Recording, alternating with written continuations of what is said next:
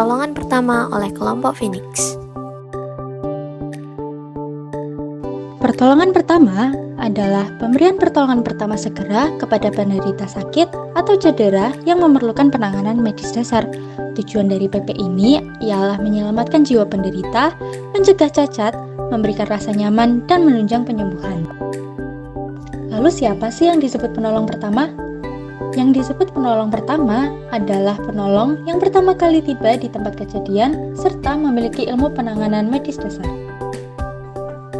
Penolong pertama juga memiliki kewajiban, yaitu menjaga keselamatan diri, tim, penderita, dan orang sekitarnya, meminta bantuan dan rujukan, mengenali dan mengatasi masalah, memberikan pertolongan dengan cepat dan sigap, serta mempersiapkan penderita untuk ditransportasi. Sebagai seorang penolong pertama, harus memiliki alat pelindung diri yang dikenakan ketika menangani penderita yang membutuhkan penanganan medis dasar, yakni ada sarung tangan lateks, masker penolong, serta kacamata pelindung. Adapun peralatan-peralatan penolong pertama yaitu kasa steril, pembalut gulung, pembalut perekat, gunting pembalut, bidai, pinset, senter, selimut, alkohol dengan kadar 70%, serta kapas. Yang harus dilakukan apabila menemukan korban yaitu yang pertama melakukan penilaian keadaan, yang kedua melakukan penilaian diri, yang ketiga melakukan pemeriksaan fisik, yang keempat melakukan pemeriksaan denyut nadi, yang kelima melakukan pemeriksaan pernafasan, dan yang terakhir atau yang keenam yaitu melakukan pemeriksaan suhu. Nah, pemeriksaan korban. Yang pertama ada pemeriksaan denyut nadi. Dapat diperiksa di bagian leher, lengan atas, pergelangan tangan, dan lipat paha. Cara memeriksa nadi, pasien berbaring atau duduk dengan tenang. Raba nadi yang akan diperiksa dengan telunjuk dan jari tengah. Tekan sampai nadi teraba, lalu mulai menghitung sambil melihat penunjuk detik pada jam. Bila denyut nadi teratur, nadi diperiksa selama 15 detik dan hasilnya dikalikan 4 untuk mendapatkan denyut nadi per menit. Bila denyut nadi tidak teratur, maka harus diukur selama 60 detik. Laporkan juga teratur atau tidak, kuat atau lemah denyut nadi penderita. Yang kedua ada pemeriksaan pernapasan. Jangan sampai penderita mengetahui bahwa frekuensi pernapasannya sedang dihitung. Genggam tangan penderita, lalu letakkan di atas dada atau perut penderita. Lalu amati gerakan naik turunnya. Satu pernapasan adalah 1 kali menghirup napas dan 1 kali mengeluarkan napas. Pernapasan dihitung selama 30 detik, lalu dikalikan 2 untuk mendapatkan frekuensi pernapasan per menit. Nah, yang terakhir ada pemeriksaan suhu. Pada pemeriksaan suhu, tubuh cukup diperoleh dari data suhu relatif. Apakah ada peningkatan atau penurunan suhu yang dilakukan dengan perabaan dengan menggunakan punggung tangan pada dahi ataupun leher. Kelembapan kulit seperti berkeringat atau kering itu juga harus dinilai. Pemindahan korban.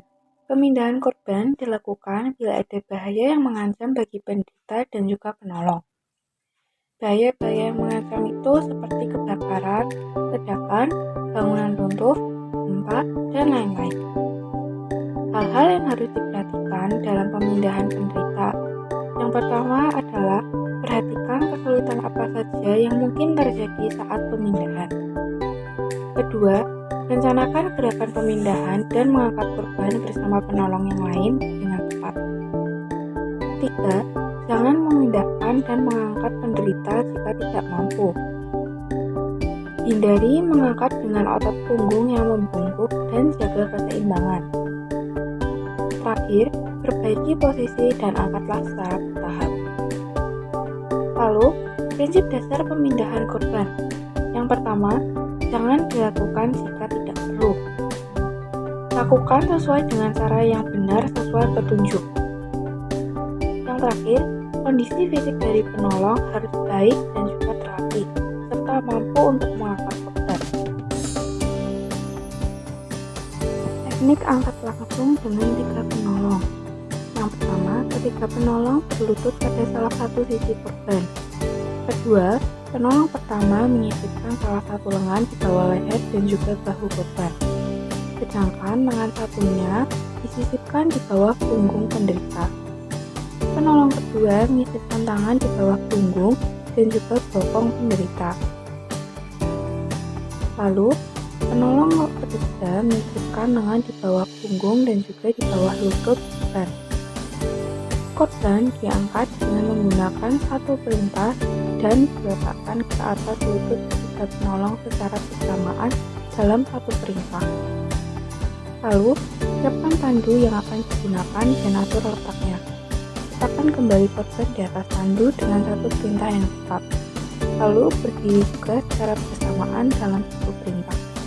Daruratan medis ditandai dengan perubahan status mental, pernapasan tidak teratur, perubahan tekanan darah, dan kejang. Penanganan paling penting ialah menjaga jalan napas, memantau tanda vital, merujuk penderita ke fasilitas kesehatan. Kasus-kasus umum yang biasa kita temui adalah pingsan, paparan panas, dan paparan dingin. Ketika terdapat orang pingsan, dapat kita tangani dengan melonggarkan pakaian, tidak menghubungi korban, dan membaringkan dengan tungkai ditinggikan. Lalu ketika paparan panas, dapat kita tangani dengan membaringkan korban di tempat teduh, mengendurkan pakaiannya, memberi minum, dan merujuk ke fasilitas kesehatan. Untuk paparan dingin, dapat kita tangani dengan memindahkan korban dari lingkungan dingin, menjaga napas, mengganti dengan pakaian yang hangat, dan memberi minum lalu merujuknya ke fasilitas kesehatan. Sekian penjelasan dari kami. Terima kasih atas perhatiannya.